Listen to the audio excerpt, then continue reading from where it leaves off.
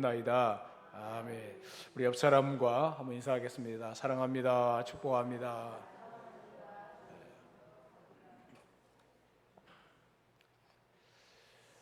일용할 양식을 얻는 축복을 생각해 보셨습니까? 지금 우리 대한민국은 절대 빈곤 상태에서 벗어났습니다. 그래서 어느 경제학자는 상대적 빈곤에 대해서 얘기를 하고 있습니다. 먹고 사는 데는 부족함이 없는데 다른 사람과 비교함으로써 자신이 가난하게 느낀다는 것입니다. 굶주리지 않고 살아간다는 것이 얼마나 대단한 축복이라는 것을 잘 아실 것입니다. 과거에 우리 어린 시절은 못 먹고 헐벗고 가난하던 시절이었지만은 그러나 지금은 이렇게 대단한 경제적인 축복을 누리고 있습니다. 상대적으로 빈곤함의 고통을 느끼는 현대인들에게 잠언 30장 7절부터 9절의 아굴의 기도는 귀한 것입니다. 이 잠언 30장 7절부터 9절 말씀까지를 같이 읽겠습니다. 시작.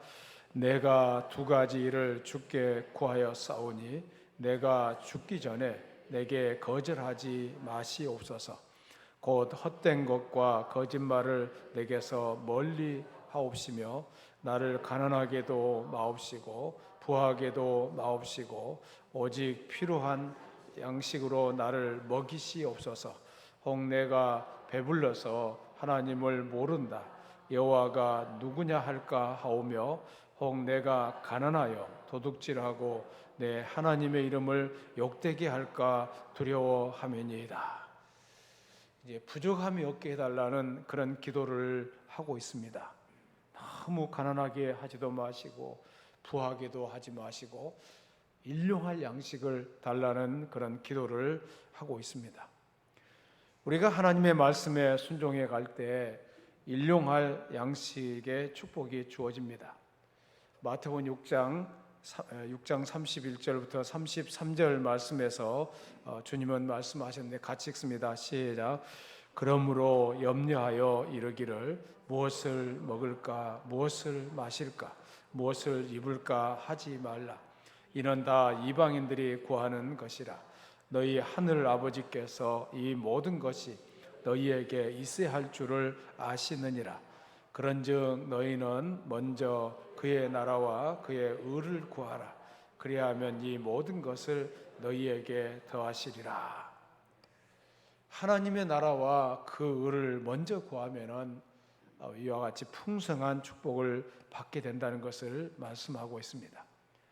하나님의 나라와 그의 의를 먼저 구한 사르밧 과부의 기적은 우리 모두의 기적이 될 줄로 믿습니다. 오늘 본문을 중심으로 해서 사르밧의 기적이라는 제목으로 은혜를 나누고자 합니다. 우리는 앞에서 하나님께서 엘리야 선지자를 왕 앞에 세워 수년간 이스라엘 땅에 비와 이슬이 오지 않을 것이라는 심판과 저주의 메시지를 전하게 했습니다. 그 즉시 그를 그리 시냇가로 이끄셔서 하나님만을 바라보는 순종의 학교에 입학시킨 것에 대해서 생각해 보았습니다. 그리고 엘리야가 그리 시냇가에 숨어 있는 동안 하나님은 까마귀를 통해서 떡과 고기로 일용할 양식을 공급하시면서 그 시냇가에 머물러 있는 동안에 그의 생애를 책임지시고 인도하셨다는 말씀을 지난주에 생각해 보았습니다. 그런데 이 그리 시냇가에 한 위기가 찾아왔습니다. 7절에 보면은 땅에 비가 내리지 아니하므로 얼마 후에 그 시내가 마르니라 라고 했습니다. 엘리야의 목을 축이던 그 시내의 근원이 철저히 마르기 시작했습니다. 하나님이 그를 분명 그리 시냇가로 인도하셨습니다. 그런데 그 물이 점점 말라갑니다. 이것은 엘리야의 생애에 찾아온 중대한 위기가 아닐 수 없습니다. 엘리야에게 이 그리 시냇가는 순종의 훈련을 받는 학교였습니다. 하나님만 바라보면서 순종의 훈련을 받는 장소였습니다. 적어도 한 1년간은 그리 시냇가에 머물러 있었을 것으로 생각됩니다. 엘리야는 믿음과 인내로서 하나님의 뜻에 순종하면서 그리시네가에서의 시간을 늘 보냈을 것입니다. 그런데 그런 그리시네가가 점점 말라가고 있습니다. 마실 물이 없다는 것이 위기입니다. 생존의 위기가 찾아온 것입니다.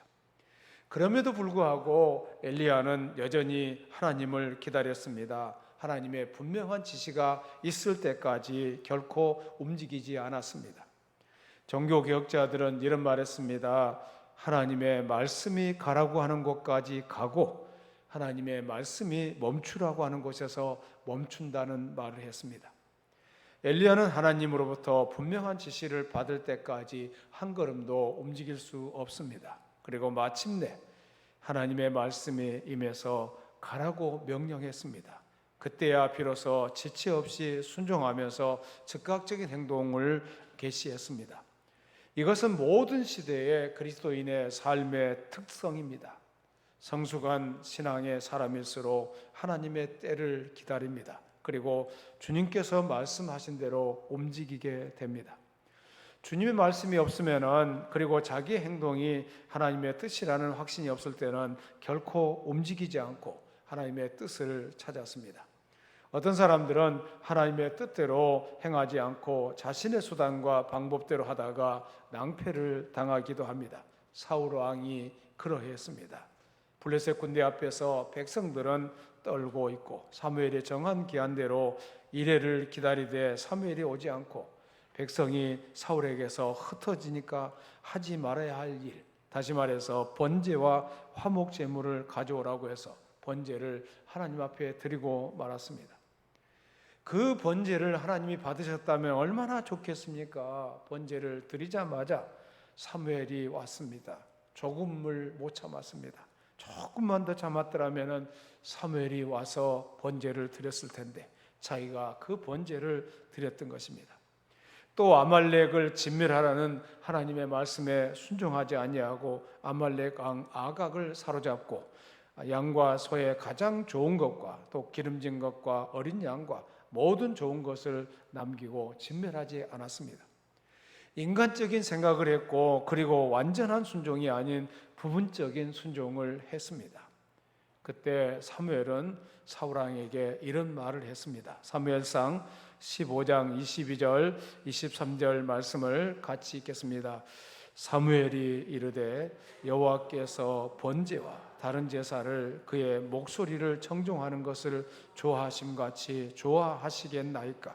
순종이 제사보다 낫고 듣는 것이 순양의 기름보다 나으니 이는 거역하는 것은 점치는 죄와 같고 완고한 것은 사신 우상에게 절하는 죄와 같음이라. 왕이 여호와의 말씀을 버렸으므로 여호와께서도 왕을 버려 왕이 되지 못하게 하셨나이다 하니, 하나님은 순종의 사람을 쓰십니다. 순종할 줄 아는 사람을 쓰시기 위해서 하나님은 이런저런 모양으로 훈련시키십니다. 하나님께서 지금 엘리야를 위대하게 쓰시는 것은 그가 순종의 사람이었기 때문입니다. 옛날 이스라엘 백성들을 한번 생각해 보세요.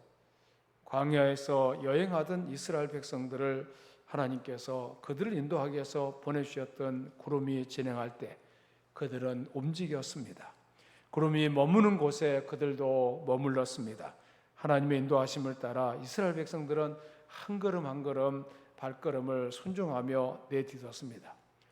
사랑하는 성도 여러분, 하나님의 말씀에 순종할 준비가 되어 있어야 할 줄로 믿습니다. 하나님이 무슨 말씀을 하시든지 간에 그 말씀대로 들을 준비가 되어 있어야 하는 것입니다.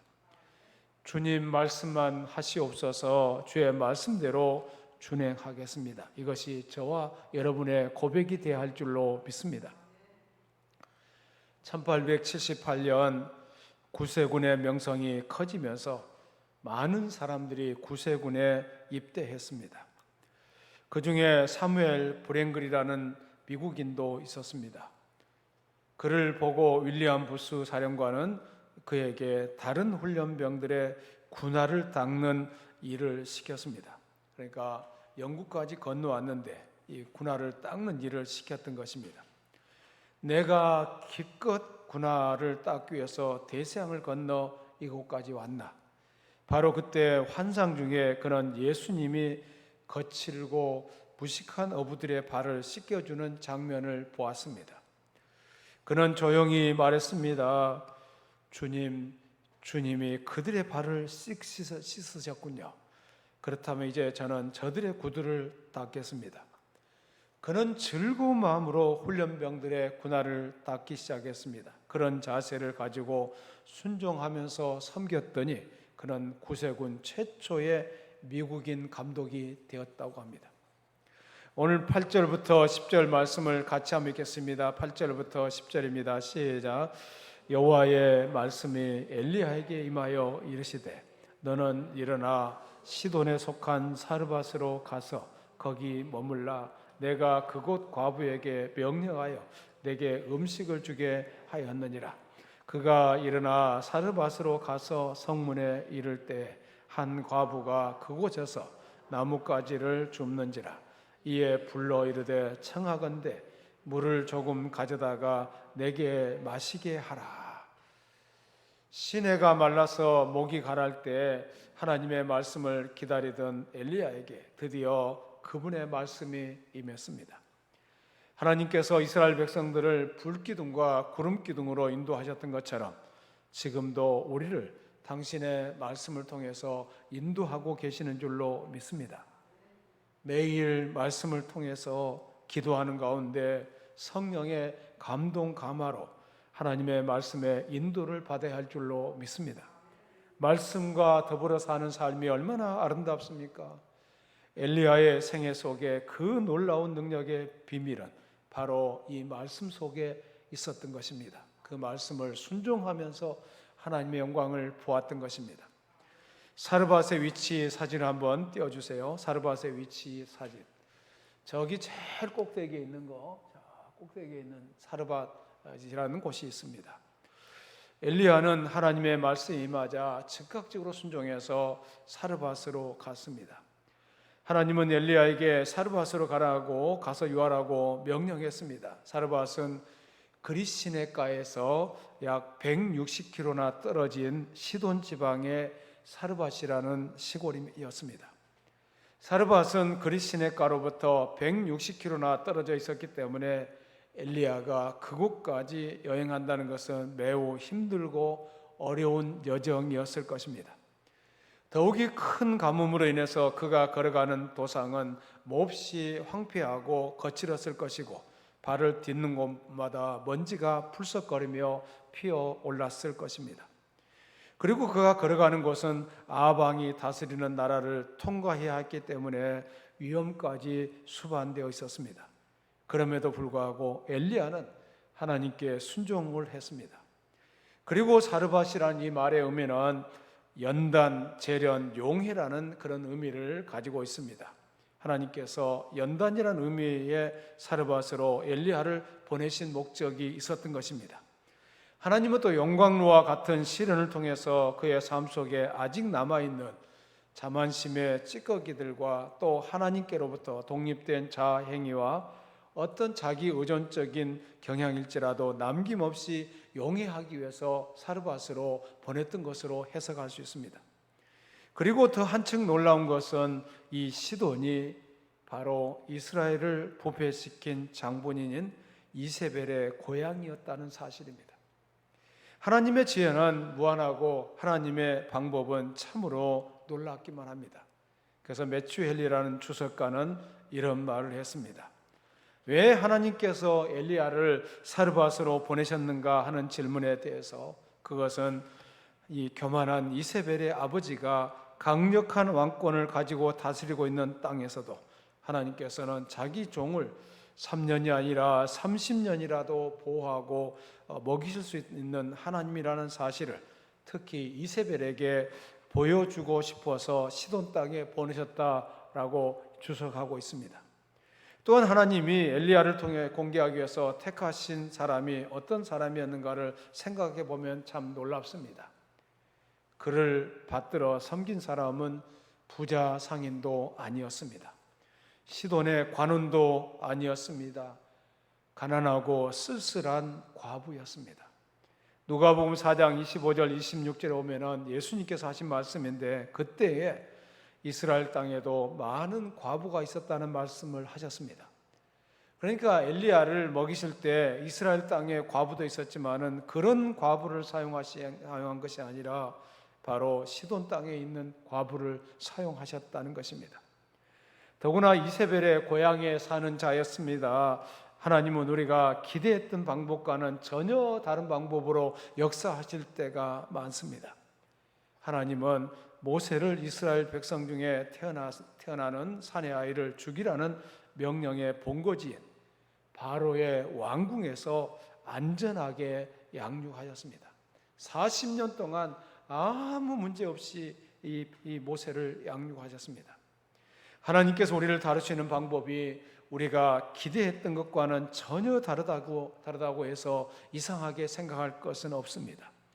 주님은 자신에게 법이 되시고, 또한 주님이 우리에게 요구하시는 것은 무조건적인 신뢰와 남김없는 복종인 것입니다. 엘리야가 하나님의 말씀에 순종해서 사르밧으로 가서 성문에 이를 때 한 과부가 고셔서 나무를 줍고 있었습니다. 이 과부는 너무 가난합니다. 땔감조차 없습니다. 땔감을 구해다 줄 종도 없습니다. 만일 당신이 엘리야였다면 과부를 만나서 그 과부가 그토록 가난하다는 사실을 알았을 때 뭐라고 말했을 것 같습니까? 아이쿠, 잘못 온 것 같다. 여기서 내가 어떻게 살 수 있을까라고 말했을 수도 있습니다. 그러나 엘리야는 여전히 순종합니다. 오늘 10절 11절 말씀을 같이 읽습니다. 시작. 그가 일어나 사르밧으로 가서 성문에 이를 때에 한 과부가 고셔서 나뭇가지를 줍는지라. 이에 불러 이르되 청하건대 그릇에 물을 조금 가져다가 내가 마시게 하라. 그가 가지러 갈 때에 엘리야가 그를 불러 이르되 청하건대 내 손에 떡 한 조각을 내게로 가져오라. 떡 한 조각을 가져오라고 합니다. 그때 과부가 말합니다. 이 12절 말씀을 같이 읽습니다. 시작. 그가 이르되 당신의 하나님 여호와께서 살아계심을 두고 맹세하노니 나는 떡이 없고 다만 통에 가루 한 움큼과 병에 기름 조금뿐이라. 내가 나뭇가지 둘을 주어다가 나와 내 아들을 위하여 음식을 만들어 먹고 그 후에는 죽으리라. 이제 마지막 남은 양식입니다. 이 양식마저 떨어지면은 자기와 자기 아들은 굶어 죽을 수밖에 없는 상황입니다. 이제 마지막 남은 밀가루 음식을 만들어 죽겠다. 이것이 과부의 고백이었습니다. 그런 그녀에게 엘리야가 말합니다. 13절 말씀을 같이 읽습니다. 13절은 시작. 엘리야가 그에게 이르되 두려워하지 말고 가서 내 말대로 하려니와 먼저 그것으로 나를 위하여 작은 떡 한 개를 만들어 내게로 가져오고 그 후에 너와 내 아들을 위하여 만들라. 먼저 자기를 위해서 음식을 만들어 보라는 것입니다. 14절 말씀을 같이 읽습니다. 14절 시작. 이스라엘의 하나님 여호와의 말씀이 나 여호와가 비를 지면에 내리는 날까지 그 통에 가루가 떨어지지 아니하고 그 병에 기름이 없어지지 아니하리라 하셨느니라. 내 손에 떡 한 조각을 먼저 내게로 가져오라는 것입니다. 참 어려운 요구일 수 있습니다. 먹을 것이 다 떨어지고 남은 마지막 최후의 만찬을 먹고 죽으려고 하는데 그 떡을 먼저 가져오라는 것입니다. 이 여인에게 밀가루 한 움큼과 조금 남은 기름물 자신의 생명 같은 것인데 그것을 먼저 엘리야에게 대접하라는 것입니다. 그러나 실상은 그 여인의 가장 궁핍한 그 시간에 그 여인과 만나고 있었던 분이 바로 하나님이셨다는 것입니다. 가장 절망적인 상황에 처했을 때 엘리야의 하나님은 찾아오신 것입니다. 이 여인이 엘리야에게 말한 대로 밀가루가 통에서 다하지 않고 그 병의 기름이 없어지지 아니하는 축복을 받기 위해서는 이 여인도 순종이라는 관문을 통과해야만 했습니다. 하나님은 때로는 우리에게 은혜를 베푸시기 위해서 어려운 순종을 요구하실 때가 있습니다. 우리 자신과 우리가 가진 것이 다 없어질 때까지 하나님은 우리를 몰고 가셔서 우리로 하여금 절망을 맛보게 하고, 그리하여 우리로 하여금 그의 구원의 손길을 분명히 보도록 역사하실 때가 많습니다. 내가 나뭇가지 둘을 주어다가 나와 내 아들 위하여 음식을 만들어 먹고 그 후에는 죽으리라. 이 말하는 여인을 향해서 엘리야가 말합니다. 먼저 그것으로 나를 위하여 작은 떡을 하나를 만들어 내게로 가져오고 그 후에 내 아들 위하여 만들라. 참 얼마나 이 가혹한 시험입니까? 이 요구는 지금까지 그녀가 당한 시험 중에서 가장 극심한 시험이었을 것입니다. 그런데 이 여인이 가서 엘리야가 말한 대로 그와 엘리야와 식구가 여러 날 먹게 되는 기적의 역사가 일어났습니다. 15절 16절을 말씀을 같이 읽습니다. 15절 16절 시작. 그가 가서 엘리야의 말대로 하였더니 그와 엘리야와 그의 식구가 여러 날 먹었으나 여호와께서 엘리야를 통하여 하신 말씀같이 통에 가루가 떨어지지 아니하고 병에 기름이 없어지지 아니하니라. 이 과부의 마지막 남은 가루와 기름이었는데 겨우 한 끼 정도의 분량이었고, 따라서 그녀와 그의 아들은 죽을 수밖에 없는 상황입니다. 이런 상황 속에서 그녀는 기꺼이 하나님의 종을 공개함으로써 며칠 동안뿐만 아니라 가뭄이 끝날 때까지 모자람이 없는 양식을 공급받았다는 것입니다. 그녀는 자기의 남은 것을 엘리야에게 베풀었고, 하나님은 그녀의 이런 아름다운 순종에 대해서 가뭄 동안에 그녀의 필요를 채워주심으로 갚아주신 것입니다. 잠언 3장 9절 10절 말씀을 같이 읽겠습니다. 잠언 3장 9절 10절 시작. 내 재물과 내 소산물에 처음 익은 열매로 여호와를 공경하라. 그리하면 내 창고가 가득히 차고 내 포도주 틀에서 새 포도즙이 넘치리라. 하나님을 사랑하고 하나님 앞에 섬기는 삶을 살아갈 때 하나님께서 모든 필요한 것들로 갚아주시겠다는 것입니다. 마태복음 10장 41절 42절 말씀을 같이 읽겠습니다. 시작. 선지자의 이름으로 선지자를 영접하는 자는 선지자의 상을 받을 것이요, 의인의 이름으로 의인을 영접하는 자는 의인의 상을 받을 것이요, 또 누구든지 제자의 이름으로 이 작은 자 중 하나에게 냉수 한 그릇이라도 주는 자는 내가 진실로 너희에게 이르노니 그 사람이 결단코 상을 잃지 아니하리라 하시니라. 그들은, 엘리야와 그 과부의 가족들은 매일 채워져 있는 밀가루를 보았습니다. 기름병을 보았습니다. 그 밀가루를 다시 반죽해서 먹었고 기름병에 기름을 따랐습니다. 그런 모습을 보면서 얼마나 하나님의 이름을 높이고 하나님의 은혜에 감사했을 것인가를 생각할 수 있습니다. 하나님이 하시는 방법이 얼마나 놀랍습니까? 하나님께서 한꺼번에 1년치 먹을 이 밀가루와 기름을 주셨더라면 이 이스라엘 사람들이 다 그 집으로 몰려왔을 것이고 그 집안은 쑥대밭이 되었을 것 같습니다. 그런데 매일 일용할 양식이 이 통에 쌓이고 있습니다. 기름병에 기름이 쌓이고 있습니다. 필요한 만큼만 하나님께서 공급해 주셨습니다. 여기서 우리는 이 사르밧 과부가 축복을 받고 양식을 얻은 것이 순종의 결과라는 사실을 분명히 알 수가 있습니다. 이 여인은 하나님의 종의 요청에 그대로 순종하여 큰 상급을 받게 된 것입니다. 어떤 분은 순종은 하나님의 축복을 계속적으로 받게 하는 조건이다라는 말을 했습니다. 한 번 순종하고 두 번 순종하고 끝까지 하나님 앞에 순종할 때 하나님은 순종을 통해서 역사해 주시는 줄로 믿습니다. 종교개혁자 칼빈은 이런 말을 했습니다. 믿음이란 눈을 감고 귀를 기울이고 무조건 따르는 것이다 라고 했습니다. 또 믿음은 무엇입니까? 칼빈은 또 말했습니다. 믿음이라는 것은 눈을 감고 무조건 따르는 것이다. 눈을 감고 무조건 따르는 것이라고 얘기했습니다. 독일의 유명한 신학자 보네퍼는 신앙은 주님의 명령에 순종하는 것이다 라고 말했습니다. 하나님의 말씀에 순종하는 것이 바로 신앙이라는 것입니다. 믿음도 신앙도 다 순종인 것입니다. 하나님 우리에게 축복과 필요한 양식을 주시기 위해서 때때로 우리가 순종하기 어려운 것들을 요구하시기도 합니다.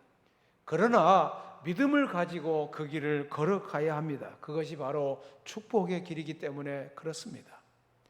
하나님은 무턱대고 우리의 희생을 요구하시지 않습니다. 하나님 앞에 헌신하고 복종하는 삶을 살아가게 될 때 그 모습을 보면서 필요한 모든 것들로 하나님은 채워주실 줄로 믿습니다. 누가복음 6장 38절입니다. 누가복음 6장 38절을 같이 읽겠습니다. 시작.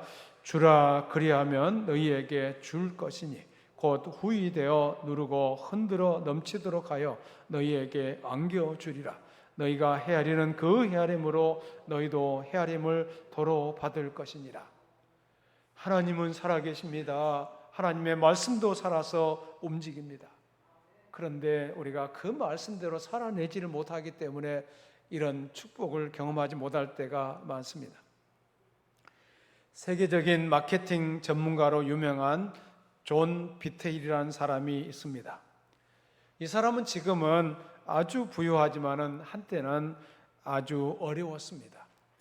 결혼을 하고 아내가 암에 걸려서 투병하다 보니까 가진 재산을 다 써버리고 아내는 마침내 세상을 떠났습니다. 어느 날 아기 분유를 사러 가는데 자기 주머니에 $4, 네 사불밖에 없는 것입니다. 추운 겨울 거리를 지나가는데 한 가족이 먹을 것도 없이 구걸하고 있는데 너무 불쌍하게 보이는 것입니다. 도와주고 싶은데 자기에게는 $4밖에 없기 때문에 도와줄 수가 없었습니다. 그래서 그냥 지나가는데 자꾸 그 사람들이 생각이 나서 다시 돌아가서 $4 중에서 $2를 그들에게 주었습니다. 그러자 그의 마음속에 얼마나 큰 기쁨이 생긴지 모르겠습니다. 그리고 이 일을 계기로 해서 이제 사업의 문이 열리기 시작했습니다. 예전에 그 모든 것을 다 회복하게 되었습니다. 하나님의 축복을 다시 회복하게 된 것입니다.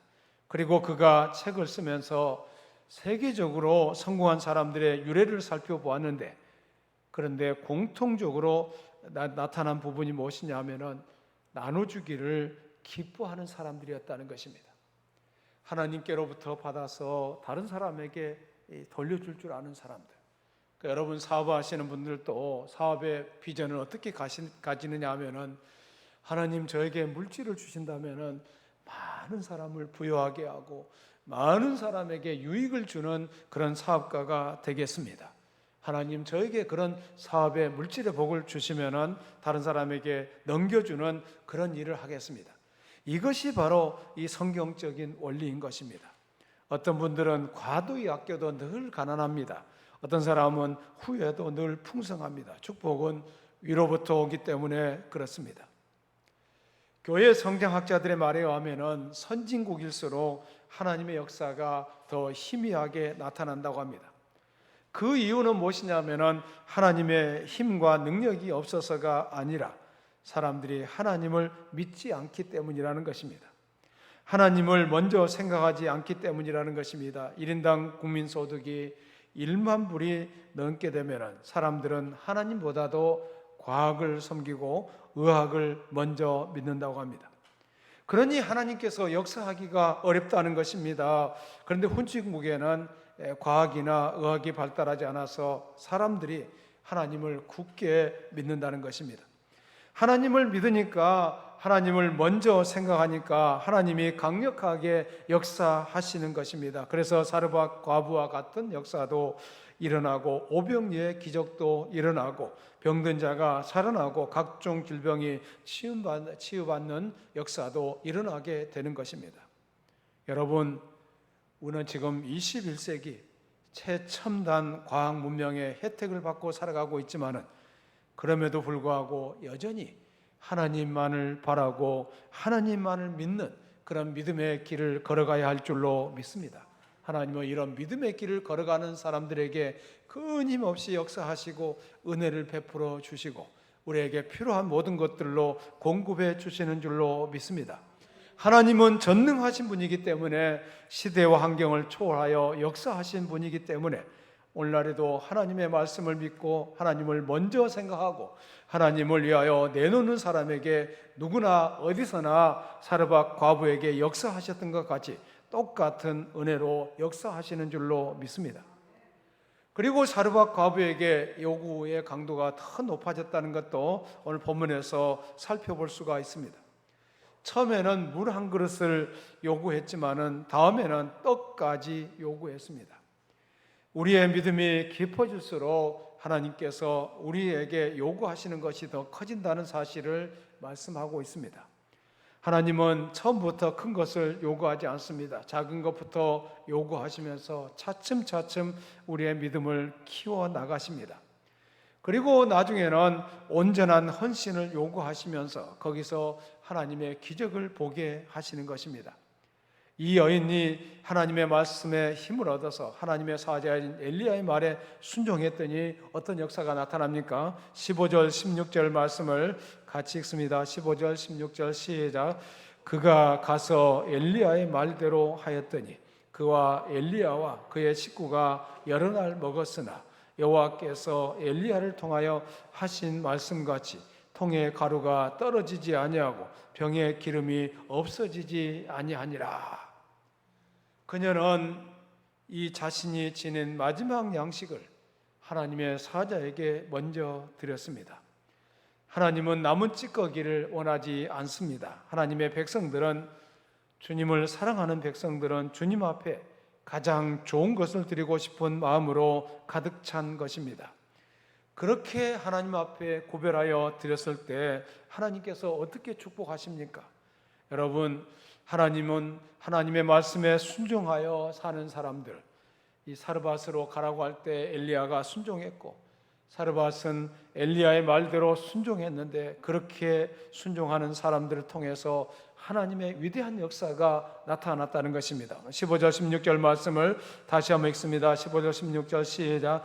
그가 가서 엘리야의 말대로 하였더니 그와 엘리야와 그의 식구가 여러 날 먹었으나 여호와께서 엘리야를 통하여 하신 말씀같이 통에 가루가 떨어지지 아니하고 병에 기름이 없어지지 아니하니라.